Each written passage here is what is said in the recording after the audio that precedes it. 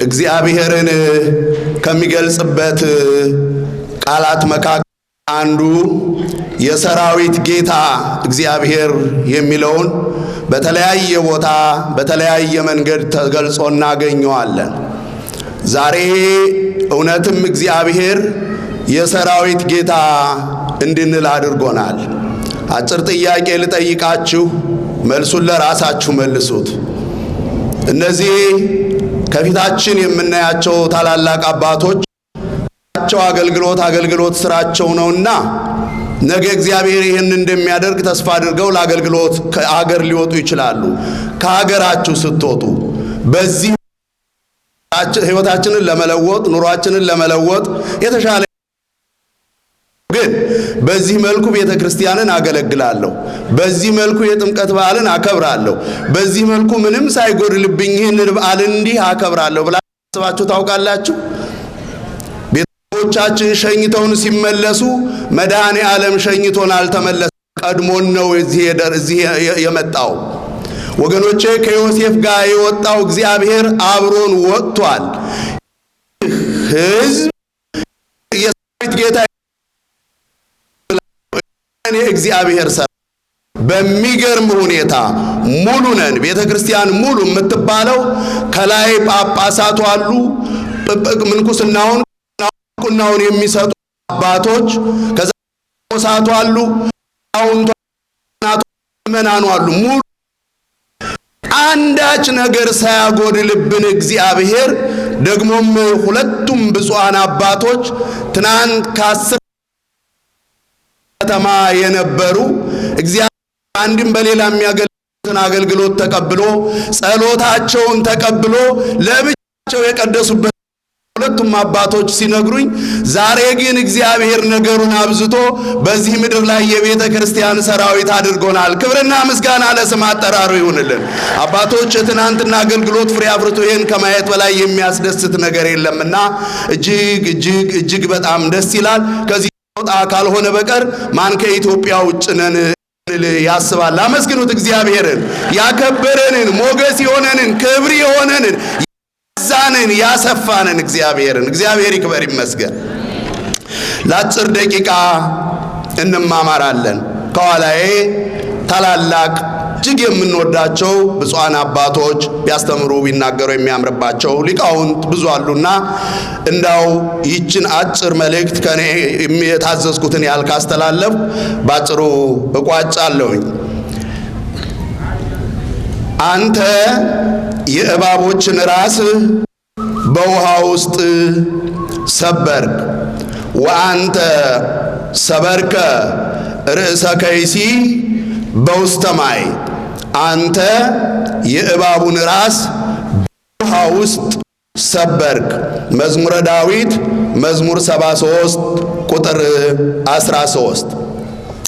መጽሐፍ እስመ አንተ ትፈቅድ ምክንያተ ለድኅን ይላል። አንተ ሰውን ለማዳን ምክንያት ትፈልጋለህ፣ ምክንያት ታበጃለህ፣ ምክንያት ትሰራለህ። አንተ ለልጆችህ በረከት ለመስጠት ምክንያት ታበዛለህ። እውነት ነው። ሰዎችን ለማዳን እግዚአብሔር በዶሮ ጮኸዋሉ፣ በተለያየ መንገድ አንቅቶ ወደሱ የመለሳቸው አሉ። ደግሞም በቅዱሳኑ በኩል ደግሞም በተለያየ መንገድ እንድንባረክ እግዚአብሔር መንገዶችን ይሰራል። ከዚህ መካከል ይህ በርዕሳችን ነው። አንተ የእባቡን ራስ በውሃ ውስጥ ቀጠቀጥክ የተባለውን አባቶቻችን የብሉይ ኪዳን ሊቃውንት ሲተረጉሙ በውሃ ውስጥ አለ በዮርዳኖስ፣ ደግሞም የእባቡን ራስ በቀራንዮ መስቀል ላይ ትቀጠቅጣለህ። ከዚህ ሁሉ ነገር በኋላ ልጆችህን ታድናለህ፣ ትዋጃለህ ማለት ነው። ወገኖቼ የዚህ ታሪክ መነሻ የዚህ ትንቢት መነሻ መለስ አጭሩ የምናውቀው ታሪክ ነው። ግን ከህይወታችን ጋር ያህል ቁጥር 1 ሁላችሁ እግዚአብሔር ሰው አልፈጠረውም። ራሱ እግዚአብሔር ወዶ አክብሮ አልቆ አያው በምሳሌው ነው የፈጠረው። ያንኑ ዑደት ተከትሎ እኛ ተፈጠርን አይባልም። የተፈጠረው የመጀመሪያው አዳም ነው። እኛንም ስንወለድ ፈቃዳችንን አልጠየቀንም። ሁለት ነገሮች እግዚአብሔር ባወቀ አልነገረንም፣ አልጠየቀንም፣ አላስፈቀደንም። አንደኛው መወለድ ትፈልጋለህ ወይ ብሎ አልጠየቀንም። ምን ልንል እንደምንችል ያው እግዚአብሔር። አሁን ጥያቄው ቢቀርብልን ምን ልንችል ይሆን? ግደለም መልሱን ለራሳችሁ መልሱት። ነገር ግን ዓለም የት ደረጃ ላይ እንደደረሰ የምናውቀው እግዚአብሔር ባወቀ ፈቃዳችንን እንዳደረገበት እግዚአብሔር ባወቀ ነው። ዛሬ ጾታቸውን ለመቀየር ወንድ ሆነው ተፈጥረው ወደ ሴት፣ ሴት ሆነው ተወልደው ወደ ወንድ እንዴት ትውልዱ እግዚአብሔርን እየተገዳደረ ሁላችን እናውቃለን። በምህረቱ ሁላችንንም ምድሪቱን ሁሉ ይቅር ይበል መዳ አዳምንም ሲፈጥረው ፈቃዱን አልጠየቀውም። ሁለተኛው ነገር መጨረሻችንንም አልነገረንም። በዚህ ቀን ትሞታላችሁ አላለንም። እሱንም እግዚአብሔር ባወቀ ነው እንኳን አልነገረን። በስራ የሚሰራ አይኖርም። በስንብት ነበር ዘመናችን የሚያልቀው። ታዲያ ሁሉ ነገር በኋላ አሁንም ባጭሩ በዓለማችን ላይ አባቶቻችን ሲያስተምሩ የመጀመሪያው መምህር እግዚአብሔር ነው። የመጀመሪያው ደቀ መዝሙር አዳም ነው። ትምህርት ይበዛል ይሰፋል እንጂ ሁለት ነገር ነው ያለው። ይሄ ይጠቅማል፣ ይሄ ይጎዳል የሚል ነው። አዳምንም ባጭር ቃል ምዕራፍ 3 ላይ ይህንን ዕፀ በለስ ከበላህ የሞት ሞትን ትሞታለህ አለው ይላል። ይሄ እግዚአብሔር ነው ያስተማረን። ባስተማረን ትምህርት ጸንተን እንድንኖር አምላካችን በቸርነቱ ይርዳን። ምዕራፍ 4 ላይ ወይም ደግሞ እዛው ምዕራፍ ላይ ዝቅ ስንል ሌላ መምህር መጣ። አሁን ትልቁ ችግር ይሄ ነው። የመጀመሪያውን መምህር እግዚአብሔርን የሰማው አዳም ለሌላ መምህር ጆሮውን ከፈተ። ይህ ሊያስት የመጣው ምን አይነት አስተማሪ ምን አይነት መካሪ ነው ያልን እንደሆነ የመጣው ዲያብሎስ ነው። አመጣጡን ግን አሁንም አባቶቻችን ሲያስተምሩ አንደበተ ከይሲን መናገሪያ፣ አካለ ከይሲን መሰወሪያ አድርጎ የእባብን ሰው መሰወሪያ የእባብን አንደበት መናገሪያ አድርጎ ሊያስት መጣ ነው። ዛሬም ዲያብሎስ ስጋ ለብሶ ወይም የሆነ ነገር ሆኖ አይደለም የሚመጣው። የእባብን ሰውነት መሰወሪያ አድርጎ መጣ ነው የሚለው። ዛሬም አድራጊዎች በሙሉ የምናያቸው፣ ደም አፍሳሾች በሙሉ የምናያቸው፣ እግዚአብሔር ላይ የሚገዳደሩ በሙሉ የምናያቸው እግዚአብሔር አድሮባቸው አይደለም፣ መሰወሪያ ያደረገው መንፈስ አድሮባቸው እንጂ። አንደበተ ከይሲን መናገሪያ አድርጎ መጣ። የእባብን አንደበት መናገሪያ። እግዚአብሔር አንደበታችንን ይጠብቅልን። አሜን በሉ። አባቶቻችን አንደበታቸው ነበር ጸሎት ለእጃቸው ለአካላቸው ቃቤላፉ እባክ ጌታ እግዚአብሔር ሆይ ጠባቂን አኑርልኝ። ይሄም ብቻ አይደለም። ወማጾዝ አቅም ለከናፍሬ ካልሆነ አንደበቴን ዝጋ እስከ ማለት አባ አጋቶን የሚባል ቅዱስ በቤተ ክርስቲያናችን ከማየው ነገር የተነሳ ክፉ እንዳልናገር ብሎ ድንጋይ ጎርሶ ይኖር ነበር ይላል።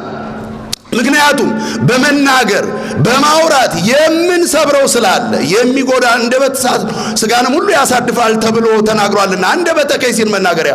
ዛሬ ታውቃላችሁ እንዲሁ በክፉ አንደበት የብዙዎች ትዳር ፈርሷል፣ የብዙዎች ፍቅር ቀዝቅዟል፣ የብዙዎች አንድነት ተናግቷል። አንደበታቸውን መጠቀሚያ ያደረጋቸው አንድ በሚያመጡት ጦስ ዛሬ ምድራችን በሰላም መኖር አቅቷታል። ዓለማችን በሰላም መኖር አቅቷታል። ሀገራችን ኢትዮጵያ ምንም ሳያንሰን በሚዘሩ ዛሬ እኔና እናንተ ከምድራችን ርቀን ይህን በዓል እንዲህ እያከበርን ባለንበት ሰዓት ዛሬ የሚታረደው ተረኛ ካህን ማን ይሆን እያሉ ነው ታቦታቱን ያሉት። አንዳንዶች ከተለመደው ውጪ ጉባኤ ቤቶቻቸው ተዘግተው በሚያሳዝን ሁኔታ በዓልን የሚያከብሩ ብዙዎች አሉ። በክፉ አንደበት የተነሳ እግዚአብሔር ሀገራችንን ኢትዮጵያና ሕዝቦቿን በምህረቱ ያስብልን። ወደ ታሪኩ ስንመጣና ከበላችሁ የሰማይና የምድር ንጉሥ ትሆናላችሁ አላቸው። በሉ እርቃኑን ነበረና አዳም ፈራ ነው የሚለው። አሁንም እኔ መለስ እንበል። ቅዱስ አትናቴዎስ የሚባለው ታላቁ ሊቅ እንዲህ ይላል። ኦ አዳም ኦ ሔዋን እያለ ይዘረዝርና ባጭሩ ሔዋን ወይ ምን አደረግንሽ፣ አዳም ወይ ምን አደረግን፣ እንዴት እንዳረጋችሁን አረፍተ ነገሩን ሲዘ እናንተስ ንስሐ ገባችሁ ይቅር ያላችሁ ከእናንተ የወጣን እኛ ነን ዛሬ ያስቸገርነው ይላል። ራሳችንን እንድናይ እግዚአብሔር ይርዳን። እግዚአብሔር ቃል ገባላቸው አድንሃለሁ። እግዚአብሔር ለዲን ያለው ይሄንን ነው። ለማዳን እግዚአብሔር ምክንያት ይፈልጋል። በዛ ሰዓት የተፈጠረ ነገር ነበር። አዳምና ሔዋን የዲያብሎስ አሽከር ጽሑፍ ዮርዳኖስ አንዱ በቀራንዮ ተቀብሮ ነበር። በውስጥ ያለውን ይሄን የዕዳ ደብዳቤ፣ የመከራ ደብዳቤ፣ የሞት የግዞት ደብዳቤ እግዚአብሔር ኢየሱስ ክርስቶስ ካልሆነ በቀር የት እንደተቀበረ ማንም አያውቀው ነበር። ይሄ አጠቃላይ ስለሚነገር አርቀን እናየው። የአዳም የሞት ደብዳቤ እንዳይመስላችሁ። ያን ደብዳቤ የኔ የሞት ደብዳቤ ያውም የጊዜያዊ ሞት አይደለም፣ የዘላለም የሞት ደብዳቤ የተቀበረበት ዮርዳኖስ። ከዚህ ሁሉ ነገር በኋላ ዘመኑ ሲፈጸም ወንጌላዊው ዮሐንስ እንዲህ ይላል፣ አሚሃ ይላል። ያን ጊዜ 3 ፊደል ነው። አሚሃ በሉ እስኪ አይሰው ወንዶቹ አሚሃ ያን ያን ጊዜ እውነቱን ለመናገር መጽሐፍ ይጻፍ ያ ጊዜ ትልቅ የመጽሐፍ የሚወጣው ነው።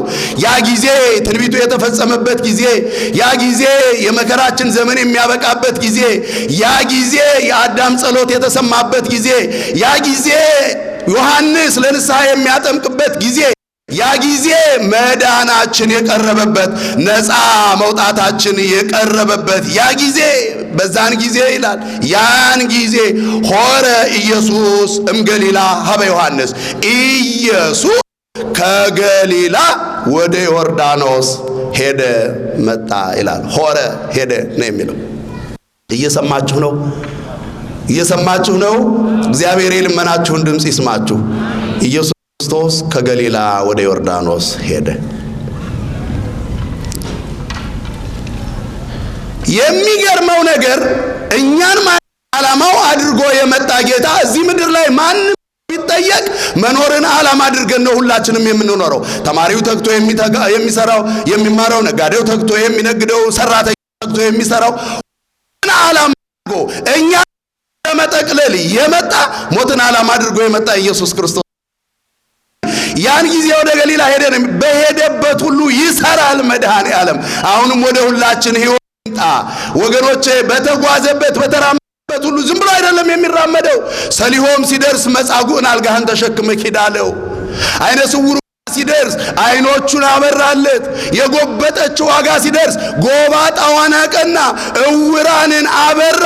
ልጅ የሞተባት ሴት ጋር ሲደርስ እንባዋን አብሶ ልጇን አስነስቶ ለፈ ይላል። አሁንም ይህ የመጣበት የአንድ ሰው ጉዳይ እንደዘው ወልደ የአንድ ሰው ጉዳይ እንደመጻጉዕ ሳይሆን አሁንም ይሄ ጉዞ የተለየ ነው። ታላቁ ጉዞ ሆረ ኢየሱስም ገሊላ ሀበ ዮርዳኖስ።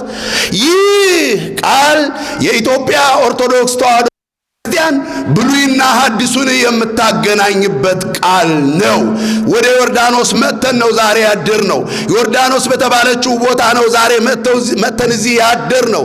ትናንት ጽላቱን ለሙሴ የሰጠው ሀብተ ሙሴ በኢያሱ ላይ ያደረና የኢያሱን ስራ እየሰራ ሙሴ ጉዞውን ቀጥሏል። ታቦተ ጽዮንንም ተረክቧል። እየሰማችሁ ነው? ሀብተ ሙሴ በኢያሱ ስላደረ የሙሴን ስራ ይሰራ ነበረ። ለጽላቱ ታቦቱን ሲሰጠው ከነ ሙሉ መመሪያ ነው። እንዲህ አክብር፣ እከሌ ይቅደም፣ እከሌ ይከተል የሚለው በመጽሐፍ ቅዱስ የተጻፈ ነው። አሁን ሰፊ ታሪክ ውስጥ አልገባም። ሀብተ ሙሴ በኢያሱ ወገኖቼ ደስ ይበላችሁ። ያ በኢያሱ ያደረው መንፈስ ዛሬ በእኔና በእናንተ ላይ ዛሬ ላይ አድሯል። ለታቦቱ ክብር እንዲሰጡ እንደነበረ ሁሉ ወጣቶቻችን ዛሬ በአሜሪካ ምድር ላይ ምንጣፍ እያነጠፉ ያለ እረፍት ስራቸውን ትተው ብዙ ጊዜ ያማረ በዓል እንድናከብር የሚያደርጉት የነዚያ የደጋጋ አባቶች መንፈስ ስላደረብን ነው። ክብርና ምስጋና ለስሙ ምድር እግዚአብሔር እንዲከብር ያደረግነው ከዚህ የተነሳ ነው።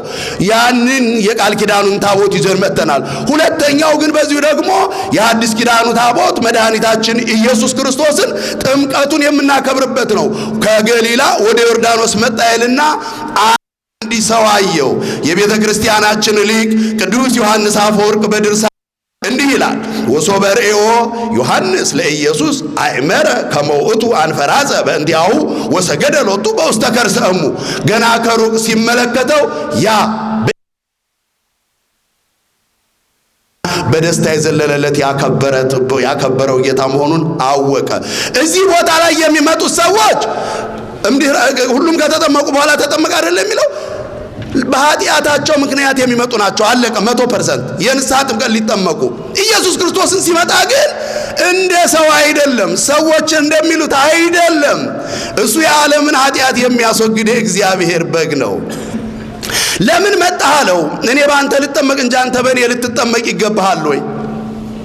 እሱ ግን ትንቢቱ ይፈጸም ዘንድ መጣ። ትንቢተ ኢሳይያስ ምዕራፍ 53 ቁጥር 12 ላይ ከአመፀኞች ጋር ተቆጠረ ይላል። ከአመፀኞች ጋር ተቆጠረ። የሚገርም ነው። ዝማሬ ብቻ ሳይሆን የሥነ መለኮት ሊቅ የሆነው ቅዱስ ያሬድ ይህንን የኢሳይያስን መጽሐፍ በተረጎመበት ክፍል በዜማ መልኩ ሊቀ ካህናት ክርስቶስ ተሆለቆ ምስለ ጊጉያን ከመይደምረን ምስለ ነፍሳተ ጻድቃን፣ የመጨረሻውን ክርስቶስ ከመጨረሻዎቹ ኃጢአተኞች ጋር ተቆጠረ። ስለምን ቢባል እኛን ከጻድቃን ማህበር ይደምረን ዘንድ። አመስግኑት። ምስጋና ለስም አጠራሩ ይሁንልን። ነገሮች ሁሉ አንጻራዊ አይደሉ። ዮርዳኖስ ወደ ቀራንዮ ነው የሚፈሰው። የምጠመቃት ጥምቀት አለችኝ የሚለው በቀራንዮ የሚሰቀለውን መስቀሉን እያሰበ ነው። ነገሮች ሁሉ አንጻራዊ አይደሉ። ከኃጢአተኞች ጋር ተቆጠረ፣ እኛን ከጻድቃን ማህበር ደመረ። እሱ እርቃኑን ተሰቀለ፣ እኛን የጸጋ ልብስ አለበሰ። ድንቅ የሆነው ልብስ ኢየሱስ ክርስቶስ እኛ ሕይወቱ አጠጣ። እርሱ ሞተ፣ ሙስና መቃብር እንድል አድርጎ ተነሳ፣ እኛን በክብር አስነሳ። ክብርና ምስጋና ለስም አጠራሩ ይሁንልን። ያን ጊዜ አየው፣ እኔ ባንተ ልጠመቅ ይገባል። አይ ሁሉን ሕግን ፈጽም ዘንድ ይገባል ላለው እንመጣበታለን። ትምህርቴን መቋጨት ስላለብኝ አሁን ሌላ ጥያቄ ቀየረ ዮሐንስ። ይሄ ነገር የማይቀር ከሆነ ትንቢት ከሆነ ፈቃድህ ከሆነ ዮሐንስ የትሕትናውን ነው ይህንን ያለው። ምክንያቱም የኤልሳቤጥ ልጅ ነው። ድንግል ማርያም ወደ እሷ ስትመጣ የጌታዬ እናት ከበትምፀው የሃቤ ወደ እኔ ትመጭ ዘንድ እኔ ማነኛ አይደል ያለችው ኤልሳቤጥ። ልጁ የሰላምታሽን ድምፅ በሰማ ጊዜ ዘሏል ነው እንደሚለው መጽሐፍ ቅዱስ። ሰምታችሁኛል? ምን ብሎ በምን ዘሏል ነው የሚለው? በታላቅ ደስታ ተገልጿል። የዘለ ራሱ በታላቅ ደስታ። ለዚህ ነው ኢየሱስ ክርስቶስ በልደቱም እንደተማርነው ሲወለድ በእናት የለውም። ከዚህ ሁሉ ከወልዷል። አንድ ነገር ማለት ፈልጋለሁ። ከአብ ሲወለድ እግዚአብሔር ባወቀ ያንን አደረገ። እንደውም አባቶቻችን እግዚአብሔር ዓለምን ለማዳን ካደረገው ጥበቡ ይልቅ ቅድመ ዓለም ሲወለድ ዓለምን ለመፍጠር ካደረገው ጥበቡ ይልቅ ዓለምን ለማዳን ያደረገው ጥበቡ እጅግ ይደንቃል ይላል። ሊቃውንቱም የመጀመሪያውን ልደቱን አመንከሮ ረቂቅ አደረገው፣ እንዲደነቅ የመጀመሪያውን ልደቱን አከበረው። ሁለተኛውን ልደቱን ግን አመንከሮ አማን በአማን መንክር ሰቱ እጹብ ነው ድንቅ ነው ያደረገው ነው የሚለው። ወደ ቀራንዮ መጣ። የማይቀር ከሆነ ዮሐንስ አሁንም አንድ ጥያቄ የቀረበ መጽሐፍ እንዲህ ይላል። ወከመ ያእምሩ ሰብ ከመ አንተ ውእቱ አምላከ ኩሉ አንሰ አጠምቆሙ በስመ ዚአከ ወሶበ ኄኪያከ አጠምቅ በስመ። ሰዎች ሲመጡ ወደ አንተ እንዲቀርቡ በዚህ መልኩ አጠምቃቸዋለሁ፣ አንተን ግን በማን ስም ላጥምቅህ አለው። የዓለምን ኃጢአት የሚያስወግድ የሁሉን በደል ይቅር ቅዱስ እግዚአብሔር አለ እንዳጠምቀው አዘዘው። ኢየሱስ ክርስቶስ በዮርዳኖስ ተጠመቀ። ዛሬ ዮርዳኖስ ነው የተገኘ ነው። በዮርዳኖስ ትምህርታችን ርዕስ ይሄ ነው። የእባቡን በውሃ ውስጥ ሰበርክ አይደል የሚለው የኛ የዕዳ ደብዳቤ ተቀብሮ ነበር። የዕዳ ደብዳቤያችንን ቀደደው አልላችሁም፣ የዕዳ ደብዳቤያችንን አድራሻውን አጠፋው። ክብርና ምስጋና ለስም አጠራሩ ይሁንልን። አይ ቆይ ካመሰገናችሁ ቆይ እስኪ እንደው ቀለል አድርጌ ልንገራችሁ። አረቀን ስለምናየው ነው። 20 ዓመት አይበልብንና 20 ዓመት ፍርድ ቤት ቢፈርድብን እስር ቤት ትታሰራላችሁ ተብሎ አይበልብን መድኃኔዓለም። ድንገት ግን የሆነ ነገር ተፈጥሮ በሁለተኛው ቀን የ20 ዓመቱ የዕዳ ደብዳቤ ተቀዶልሃል። ደሰተው እስኪ እግዚአብሔር እግዚአብሔር ይክበር ይመስገን። ዛሬ ዮርዳኖስ ለዚህ ወገኖቼ ዮርዳኖስ ሲጠመቅ ወይም ደግሞ በዮርዳኖስ ሲጠመቅ ባጭሩ ልንገራችሁ። ሰው ነው ብለው እንደ ሰው ያዩት ነበሩና ነብይ ነው ብለው እንደ ነብይ ያዩት ነበሩና ዮሐንስ ብቻ አክብሮ አውቆት ነበርና አይደለም የተጠመቀው የተወለደው ነው የተወለደው የሚሞተው ሙስና መቃብር እንድል አድርጎ ተነስቶ በክብር ደመናትን እያደረገው ዳግም ሊወስደን የሚመጣው መሆኑን ዮሐንስ ስለተረዳ ያደረገ ይህንኑ ምስክርነት ከሰማይና ከምድር ተሰማ። ከሰማይ ደመና የምወደው ልጄ ይህ ነው ብሎ አከበረው ይላል። መንፈስ ቅዱስ በርግብ አምሳል ወረደ። ከዚህ በፊት እዛ ዮርዳኖስ ላይ ያን ያህል ሲያጠምቅ የሆነው ያቀም። ሁለተኛ ነገር በምድር ፈልሁ ማያት ሊበርስቱ ይላል። ሊጠመቅ ጠጋ ሲል ውሃው ሞቅ ብሎ ቀረበ። ከዚህ ቀጥሎ ሁለተኛ አብረን ግዕዙን ነው ፈልጋለሁ ጊዜያችንን ለመጠቀም ድምጻችሁን ከፍ አድርጋችሁ ከኔ ጋር በሉት። የተለመደ ግዕዝ ነው። ባህርኒ በሉ የላችሁም እንደ ሰንበት ትምህርት ቤት ባህርኒ ርእየት ወጎየት። በአማርኛው ባህር አየች ሸሸችም። በምንድን ነው የሚታየው ንገሩኝ? ምን ነው ማለት በጆሮአችሁ ነው የምታዩት? በምንድን ነው የሚታየው? በአይን ከሆነ ባህር አየች ነው እያልኳችሁ ያለሁት። አይን ያለው ውሃ አጋጥሟችሁ ያውቃል? አሜሪካ ላይ ለኛ ነው ውሃ አይን የሌለው። ለካ እግዚአብሔርን የሚያይበት አይን እግዚአብሔርን የሚሰማ። ለዚህ ነው ኤርትራን ተከፈል ሲለው የተከፈለው። ከመስጋና አምላካችን አይደለም ይሄ አለ የመጣው አምላክ ነው አሉ። በሰማይና በምድር ይህ ተከሰተ።